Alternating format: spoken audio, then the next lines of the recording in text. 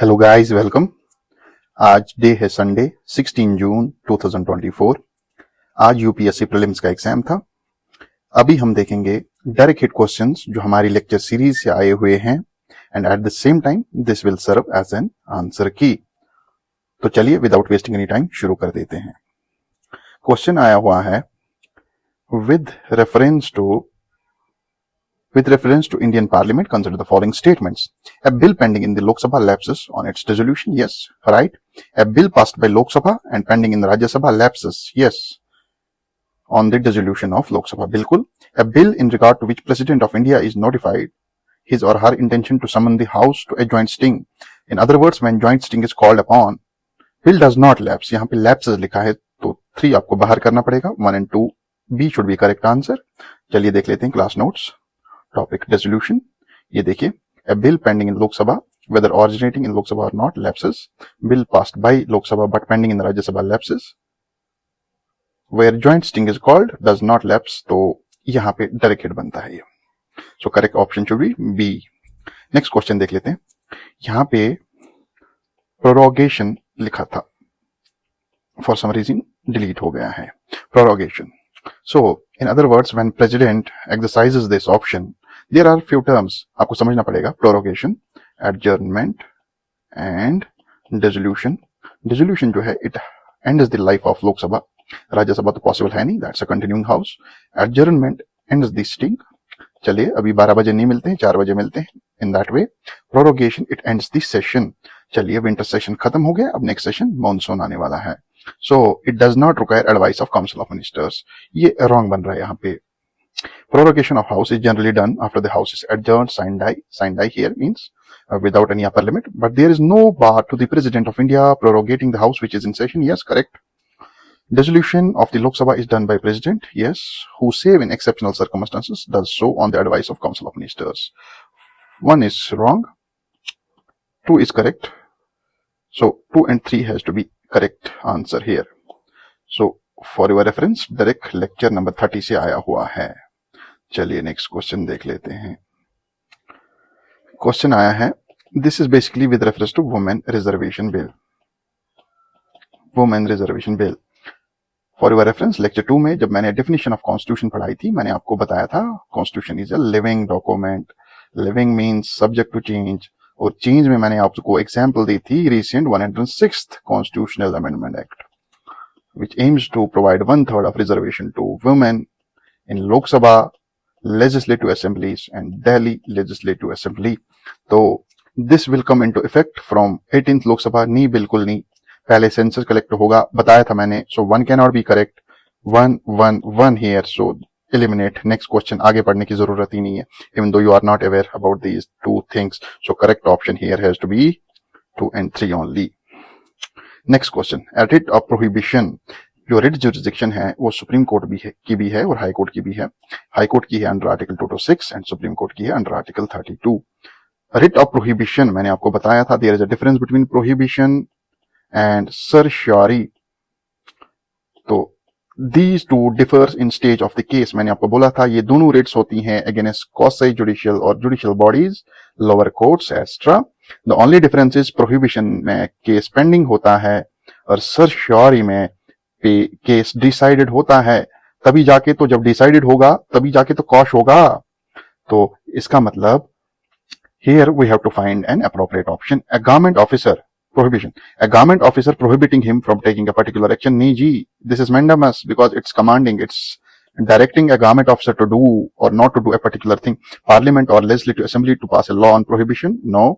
Lower court prohibiting continuation, बिल्कुल lower court के against होती है। Prohibiting continuation of a proceedings in a case, this is more appropriate. Government prohibiting it from following an unconstitutional policy. Too generalized statement.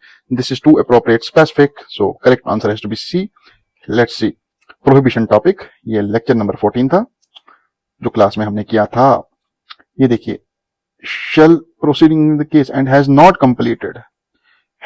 completed the proceedings judicial and quasi judicial body। ये देखिए direct hit बनता है। So right option is C. Next question, consider the following statements. It is the governor of the state who recognizes and declares any community of the state as ST। यानी ST status कौन देता है? It's not governor, it's president. तो lecture number 19 में मैंने direct hit ये बताया है आपको, a community declared as ST in a state need not to be so in another state. Yes, status can vary from state to state. To is too generalized. It has to be correct. So here the correct option is B. Lecture number 19 से आपको direct hit मिलता है. Next question, with reference to union budget consider the following statements. Union budget जो हमने topic पढ़ा था lecture 31 में पढ़ा था, ये देखिए इंट्रोडक्शन ऑफ बजट आर्टिकल 112 जिसको हम बोलते हैं annual financial statement.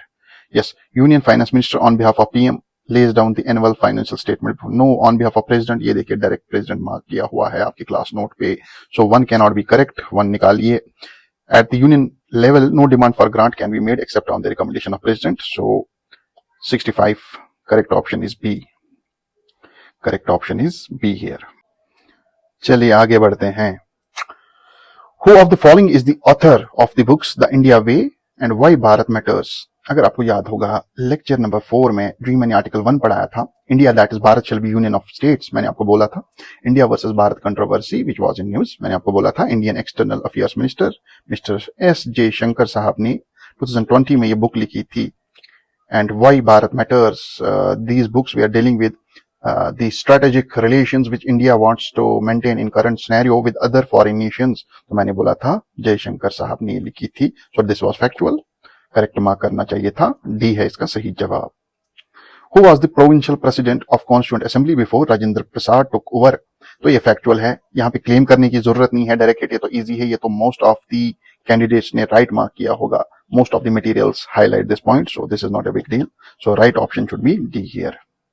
Next question, as per article 368 यानी कॉन्स्टिट्यूशन की अमेंडमेंट के बारे में जिक्र हो रहा है.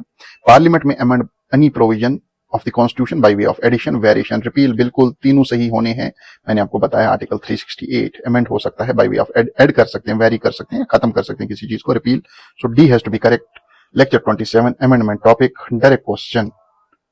चलिए नेक्स्ट क्वेश्चन देखते हैं. Which of the following statements are correct with respect to money bill. तो for your reference it's lecture number 28. यहाँ पे आप देख सकते हैं आर्टिकल 110 इज मेंशन्ड, तो हमने लेक्चर 28 में ये किया है. Article 109 mention special procedure with respect to money bill. Yes correct है ये. A money bill shall not be introduced in Council of States. बिल्कुल करेक्ट है, because it can be introduced only in Lok Sabha, not Rajya Sabha. ये देखिए, a money bill can be introduced only in Lok Sabha. It has to be correct. Rajya Sabha can either approve the bill or suggest the change, but cannot reject. ये भी correct है, because Rajya Sabha has got limited powers. 2 and 3 has to be correct. 1 is already correct. Amendments to money bill suggested by Rajya Sabha has to be accepted. देखिए, ये तो contradictory statements है. जब राज्य सभा को लिमिटेड पावर्स है with reference to money bill, if they are suggesting any amendment, why लोक सभा shall accept it? So 3 and 4 एक साथ नहीं बन रहे हैं, तो otherwise भी 3 and 4 जिस ऑप्शन में होंगे वो गलत है, 4 गलत है. So 1, 2 and 3 should be correct answer. Right answer is C. Next question, North Eastern Council, lecture number 39. Zonal council मैंने टॉपिक आपको पढ़ाया था. You can see it's a statutory body. ये देखिए कितनी जोनल काउंसिल्स हैं. And then you can see here 1971 north eastern council implemented in 72 was added. तो अगर जोनल काउंसिल्स की बात आई, फेडरलिज्म टॉपिक में हमने ये कवर किया था. तो जोनल काउंसिल में generally union home minister as chairman और CMs as vice chairman act करते हैं on rotational basis. So 2 and 4 has to be correct. 2 and 4 पहले ही आपको मार्क करना था. 2 and 4 यहाँ पे 2 ऑप्शंस आपको एलिमिनेट हो रहे हैं. सो वैसे ही आप 50-50 पे आए थे, बिकॉज 2 and 4 इनमें नहीं मिल रहे हैं. अब यहाँ पे 2 ऑप्शंस थे. अगर जनरल जोनल काउंसिल की बात होती तो only this would have been answer. तो मैंने आपको बोला था नॉर्थ ईस्टर्न काउंसिल के बारे में, 3 members are to be nominated by president. Only इस ऑप्शन में ही है. So correct option is D here. चलिए नेक्स्ट क्वेश्चन, डिलिमिटेशन कमीशन के बारे में, लेक्चर नंबर 26. ये देखिए डिलिमिटेशन कमीशन के बारे में. So it was factual. How many delimitation commissions have been constituted by government before December 2023? देखिए इसमें क्या दिमाग लगाने की जरूरत है. अगर आपने क्लास नोट देखा होता, 4 times, 1952, 1962, 1972, 2002, 4 times. So this should be correct answer. Next question, 71st Amendment Act यानी 8th शेड्यूल यानी लैंग्वेजेस की बात हो रही है. There are 12 schedules in the Constitution. Languages की बात हो रही है यहाँ पे. तो यहाँ पे अगर आपने क्लास नोट देखा होता, डायरेक्टली क्वेश्चन आया हुआ है. ये देखिए मैथिली इन 2003 आपको एक आइडेंटिफाई करना था. मैथिली, ये Bodo, Dogri, Santhali, Maithili, this was introduced in added in 2003. So यहाँ पे 1992 हमें देखना, तो this can not be right. So Maithili आपको ये निकालना था. 4 इन ऑप्शंस में मिलता है. So this can not B correct. Easy elimination. Answer was a. So this was factual question. Next point, Consider the following statements with respect to Constitution of India. Powers of municipalities, Part 9A में बिल्कुल 74th Amendment Act, yes, correct. Emergency provisions are given in Part 18, yes. अगर आपने emergency topic देखा होता पहली ही line, even paragraphs पढ़ने की भी जरूरत है, पार्ट 18 मैंने पहले ही लिखवाया है, समझाया है आपको, तो 1 and 2 are correct. Provisions related to amendment of constitution are given in part 20, बिल्कुल आर्टिकल 368 पार्ट 20 पहली line. So 1, 2, 3 should be correct answer. Next question देख लेते हैं. Which one of the following statements are correct as per Constitution of India? तो this was basically federalism जब हम पढ़ रहे थे, distribution of legislative powers between centre and state. मैंने आपको एक ट्रिक बताई थी लेक्चर 38 में कि इंटरस्टेट ट्रेड, इंटरस्टेट वर्ड्स जो ही आप देखेंगे they are generally in union list. So आपको देखना था, इनमें से करेक्ट देखना था कौन सा है. Interstate, if this is in state list गलत. इंटरस्टेट माइग्रेशन स्टेट लिस्ट गलत. Interstate quarantine in union list, it has to be correct. Corporate tax in state list, no, it should be in union list. So right option is C. Easy question. Next question. Under which of the following articles of the Constitution of India has Supreme Court of India placed right to privacy? Right to privacy 2-3 बार इससे पहले भी repeat हुआ है. Right option should be D. Easily repetition base पे question था, गलत नहीं होना चाहिए था. For your reference lecture 11 article 21 हमने पढ़ा था, तो पहला ही point right to privacy under Puttaswamy judgment हमने डिस्कस किया था. सो आई होप गाइज आपने मोस्ट ऑफ द क्वेश्चंस आज राइटली मार्क किए होंगे. If God is willing, you will go through, hopefully. अगर नहीं भी हो रहा है, कोई बात नहीं, घबराने की कोई जरूरत नहीं है. You did your best. Still, I like to wish you best of luck for your future. If you are getting around 90 to 95, do not wait. Please start with your mains preparation. Thank you so much.